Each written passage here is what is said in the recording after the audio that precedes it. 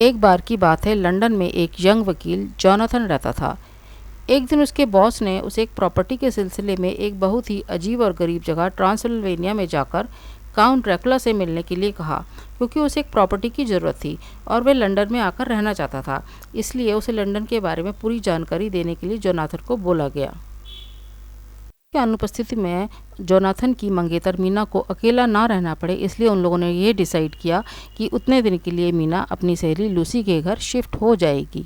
अगली सुबह जोनाथन मीना से विदा लेकर पहली ट्रेन पकड़कर ट्रांसिल्वेनिया के लिए विदा हो गया। ट्रांसिल्वेनिया पहुंचने तक आधी रात का समय हो चुका था। यह एक बहुत ही भयानक और काली रात थी। जगह जगह कब्रें बनी हुई थी और काले पेड़ बहुत ही भयानक लग रहे थे। अचानक जोनाथन ने देखा कि वह एक बहुत बड़े डरावने काले किले के सामने खड़ा हुआ है।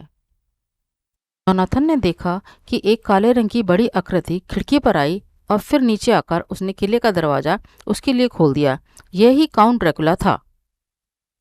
अगले दिन से ही जोनाथन ने काउंट को लंदन शहर के बारे में सारी जानकारी देनी शुरू कर दी। तो ड्रैकुला ने नियमित रूप से जानकारी हासिल की, लेकिन फिर वह अक्सर गायब रहने लगा। जोनाथन को कुछ अजीब लग रहा था, सो वे काउंट को ढूंढने के लिए किले में घूमता हुआ बेसमेंट तक चला गया। वहां जो उसने देखा तो उसे अपनी आंखों पर विश्वास नहीं हुआ। वे डर से थर थर कांपने लगा। उसने देखा कि वहां का नज़ारा बहुत ही अजीब था, बहुत ही खौफनाक था। ड्रैकुला एक ताबूत में सोया हुआ था। जोनाथन ने वैसे वैम्पायर्स के बारे में पढ़ रखा था। पलक झपकते ही उसे सारी बात समझ में आ गई और उसने तुरंत ही किले से भागने की सोची। वे किले की दीवार फांदकर डरते डरते वहां से निकला और ट्रेन पकड़कर किसी तरह से अपने शहर लंदन पहुंच गया।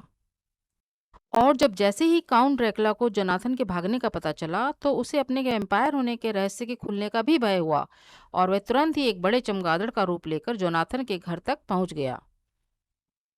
उस रात जब जोनाथन और मीना अपने कमरे में सोए हुए थे, तो ड्रैकुला एक चमगादड़ बनकर उनके कमरे में घुस गया और उसने जोनाथन की प्यारी मीना को गले में काट लिया। और ऐसा लग रहा था जैसे किसी ने उसके शरीर का सारा खून निकाल लिया हो। जोनाथन ने परेशान होकर अपने डॉक्टर दोस्त डेविड को बुलवाया, जिसने उसे मीना को किसी वैम्पायर के द्वारा काटे जाने का संदेह जाहिर किया। अब तो जोनाथन को डॉक्टर डेविड को ड्रैकुला की पूरी कहानी बतानी ही पड़ी। डॉक्टर ने सलाह दी कि अगर हम लहसुन की गांठों व सूर्य की रोशनी से ड्रैकुला को समाप्त कर दें तो मीना ठीक हो जाएगी। दोनों ने जल्दी ही सारा सामान इकट्ठा किया और ड्रैकुला को, जो जोनाथन के बेसमेंट में अंधेरे में छुपा हुआ था, ढूंढना शुरू किया। जैसे ही उन्हें ड्रैकुला दिखा, उन्होंने उसके ऊपर लहसुन की गांठें फेंक कर बेसमेंट की खिड़की को तुरंत खोल दिया। सूर्य के प्रकाश से पहले तो ड्रैकुला विचलित हुआ और फिर शीघ्र ही राख के ढेर में तब्दील हो गया। उधर मीना की जब आंख खुली तो वह पूरी तरह से स्वस्थ हो चुकी थी। उसके चेहरे की लाली लौट आई थी और उसके चेहरे पर एक प्यारी मुस्कान थी। और फिर हमेशा की तरह इस कहानी का अंत भी वही सुखद हुआ। मीना और जोनाथन ने डॉक्टर डेविड का धन्यवाद किया और वह सुख के साथ अपना बाकी का जीवन व्यतीत करने लगे।